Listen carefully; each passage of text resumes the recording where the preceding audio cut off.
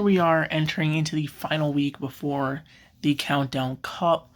Tomorrow starts the games, and we get to finally see who will be making the knockout rounds and who we will be seeing going into the actual Countdown Cup. So tomorrow on Thursday, my first prediction is 3-1 for the Paris Eternal to beat the Toronto Defiant. Toronto is a strong team, and I'm expecting that they are going to go far here in this match. I think it's going to be a very close match, but I do think that with Naga on the Pharah and you have Onigata on the Sombra, two very underrated DPS players, as well as can't think of their main tank right now, but he's really good on ball, so it is kind of proven that ball is definitely the most dominant tank in this current meta game. And I expect that to continue on going into the Countdown Cup, leading Paris to go, I believe, 3-1. Next up, we have Florida against my team, the Houston Outlaws. But unfortunately, I am going to give it to the Florida Mayhem. I think that with OGE playing again, which I didn't know last week, I think that they definitely will have the edge against Houston. They might win out if this match is mostly centered around these Ryan Rush compositions, but if it's around ball, I do 100% see Florida taking this victory against the Houston Outlaws. And now into Friday, London versus Paris, 3-1 to the Eternal again. Going to be sending them, I believe, also to 3-1 there. Definitely going to be an exciting match, I feel. Probably closer than a lot of people are going to expect, because I think that both of these teams are strong at ball. But where London falls apart is just their coordination. I feel like if they were to play this smarter, they could definitely pick up a victory against a team. Definitely not going to be up against the Paris Eternal, but they could definitely go farther than they have been. And I'm excited to see this match go on Friday. Shock versus Vancouver. Vancouver is going to be going off of the hype of their first win against the Boston Uprising, which to me really wasn't all that surprising, as a lot of people were. But when you really think about it, Boston has been such a inconsistent team, easily the most inconsistent of them all. So to see them lose to Vancouver, it really didn't surprise me all that much. I was more so surprised it was a 3-0. If they did lose, I would have expected it to have been like a 3-1 or something, or at least a map 5. But to see them go 3-0 was definitely more surprising than just Vancouver winning. And I think that hype is going to kind of lead them to possibly take a map against the Shock. They usually do, even with Shock being at their top. So that's just kind of what I expect to see. But it would be honestly hilarious if Vancouver did get another 3-0 on to the Shock. But I don't think that it would get them into the tournament. But it would definitely be exciting and hilarious to see. Then next, you have the Florida Mayhem against the Gladiators, again with OGE playing. This is a completely different game. With Checkmate on the main tank, it was definitely proving that Florida was nothing without OGE. Even with Yaki being this DPS god, even though he's definitely not as good as the rest of the players. Same thing with BQB. He's definitely like a more mediocre hit scan to me. And that's just kind of summing up more Florida in general, is they're very overrated. A lot of their players are not as good as what everyone says they are. Yaki definitely is a really good Pharah. And BQB is definitely not a terrible player. Definitely not in the like lower half of players. Definitely in that upper half, but definitely not like the top like 5 like everyone says that all their players are. And but I do see them definitely working well together. They do work well together, and I expect them to do that against the LA Gladiators. So this is a match I'm probably most excited to talk about.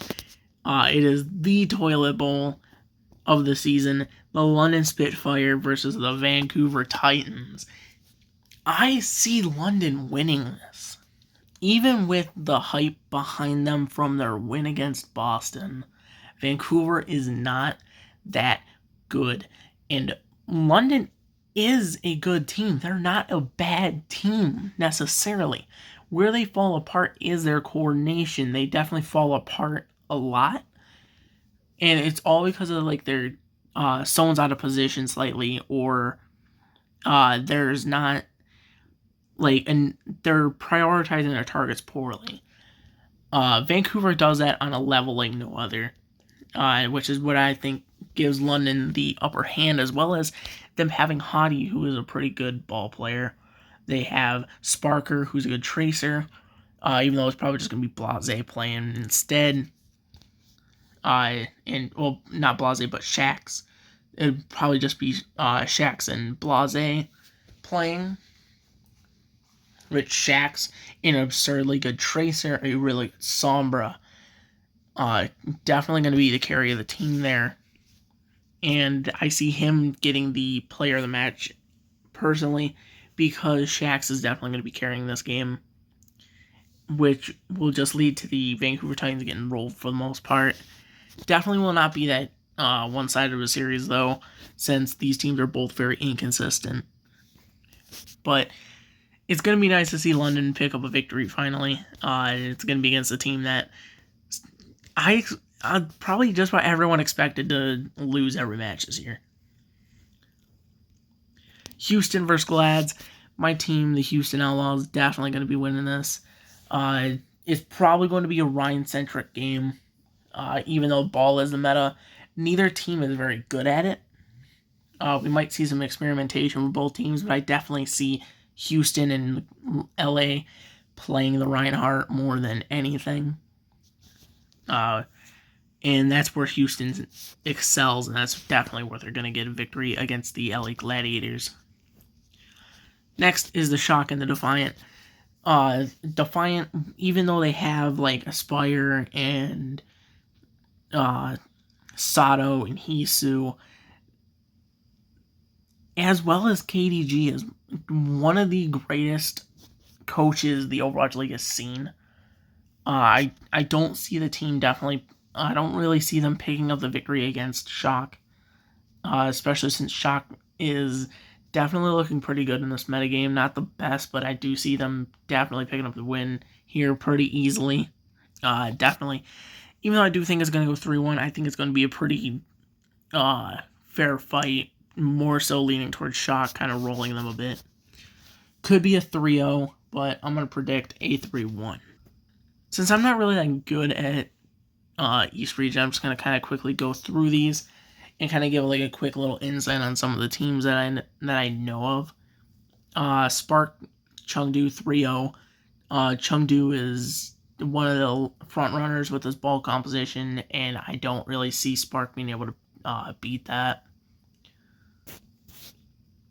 Valiant Charge, it's the Valiant 3-0 easily. Valiant Hunters, again, it's the Valiant 3-0. In the Charge versus the Spark, it's going to be a 3-1. Spark has just been a better team. And that kind of leads us into the knockouts for Sunday. So, if I'm not mistaken, honestly, the probable teams that are going to be going will probably be something like Atlanta. It'll probably just end up being the same four. Atlanta, Dallas, Shanghai, and maybe even Philly. I actually think that Shanghai might not be qualified for this. So if Shanghai isn't qualified, definitely Chengdu going in.